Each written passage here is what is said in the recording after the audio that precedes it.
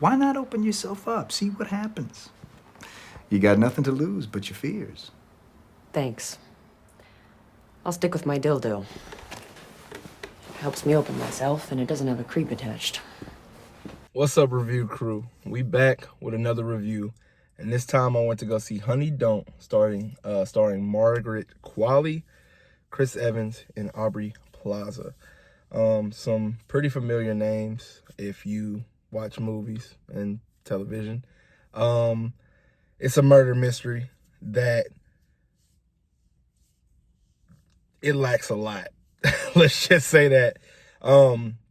It starts with us seeing a murder, and this murder attaches Chris Evans, his pastor character, with this ring that has the emblem of his church's insignia. This takes us down a rabbit hole of misfortunes. The misfortunes are from the present as well as from the past.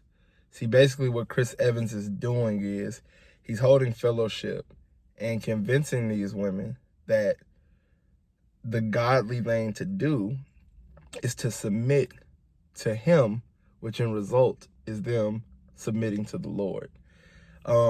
It does a few things where it does play on religion and the church and how some pastors, not all, can be manipulative to their congregation and basically have, what's the word that they use? Ulterior motives for what they're preaching. Now, what I will say is that's just a piece of it. Now, if you guys are like me and you watch the trailer, it seems like Chris Evans is the kind of like the big bad, honestly.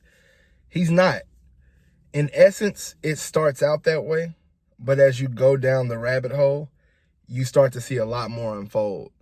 So, Margaret Qualley's character is a detective named Honey O'Donnell, and she is tasked with finding out how this it's been like a string of murders, not a lot, but like a couple of murders have connected to Chris Evans' character.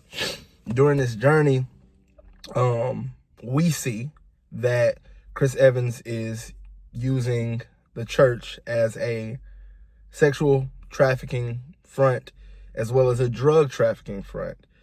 With this drug trafficking that he calls matter, he's getting that distributed throughout this small town in California. During this process, he has a carrier. He's played by this Hispanic actor who goes to drop off some matter and has a bad run-in with the guy. This guy already owes from a previous package, and he's being told, hey, like, don't give him another package until you get the money for this package as well as the last one. The guy doesn't have any money. He's down on his luck. He's actually gay. He offers to give fellatio to the young man in exchange for the drugs to make it right. The guy ain't going for that. He gets on his knees. He assaults him. He ends up hitting him. He knocks him out. He gets in his car, drives away. Accident happens, kills the guy, right? This leads us down a dangerous path. Chris Evans finds out what occurred. He's like, hey, we gotta take care of this young man because we can't have the police getting attached to what we're doing. He goes to get the young man. He sends like one of his goons to go get him. He ends up killing his grandmother instead of him, which the young man ends up finding his grandma dead, almost gets attacked, escapes, and ends up unaliving the guy, his assailant. This also takes us down a path.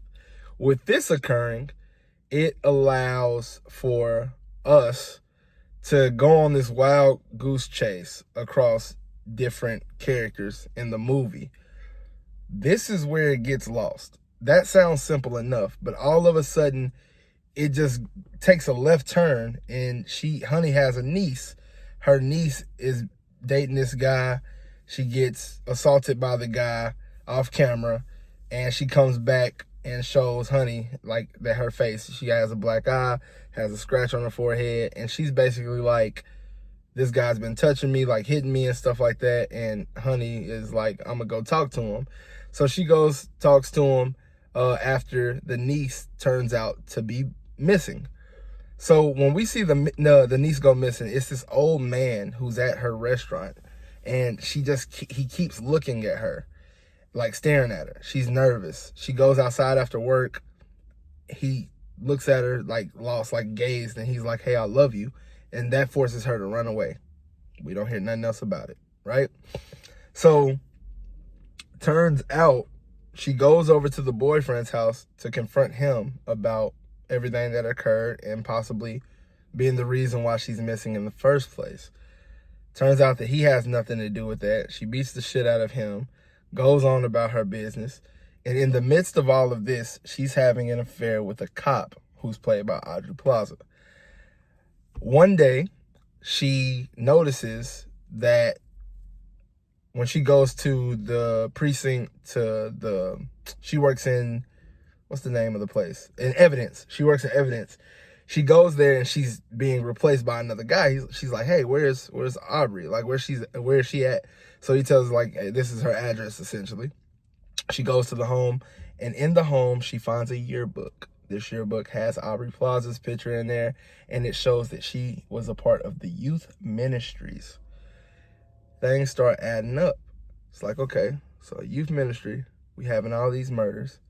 Turns out she's the cause of the murders as well as the disappearance of the niece.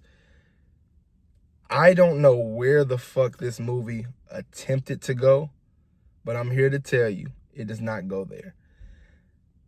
All in all, it's an hour and 30-minute movie. That's why this review was so short.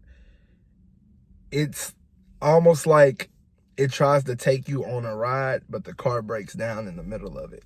So you have to get in another Uber to a different place. That's what it feels like. It didn't make sense at all. Luckily for them, the budget had to be super low. It's not that graphic. It's a few graphic moments, literally like 2 or 3 graphic moments.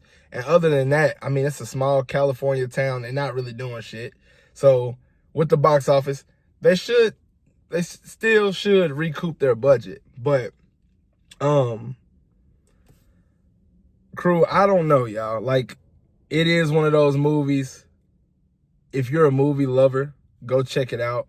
The direction isn't that bad. It's a good looking movie. Very like even keel, like Napoleon Dynamite, kind of like old school, but like in current time. Just stick with it and you'll understand exactly what I mean. Not the greatest movie. Letterboxd, I did give it a 2 out of 5 stars, so equates to a 40. It would be accurate to call it a 4 out of 10. Honey don't. That's where we're at. Definitely one of those movies when we talked about how I was banger after banger just getting like great movies. This is one of the ones that, yeah, no, not at all. We're definitely leaving this one in the review. But if you seen Honey Don't, let me know what y'all think in the comments section. I'm dropping this on TikTok. I'm dropping it on YouTube. Feel free to hit me up on either one of those platforms. Let me know what y'all think about the movie. And we're coming right back with another episode of Peacemaker tomorrow night. Peace.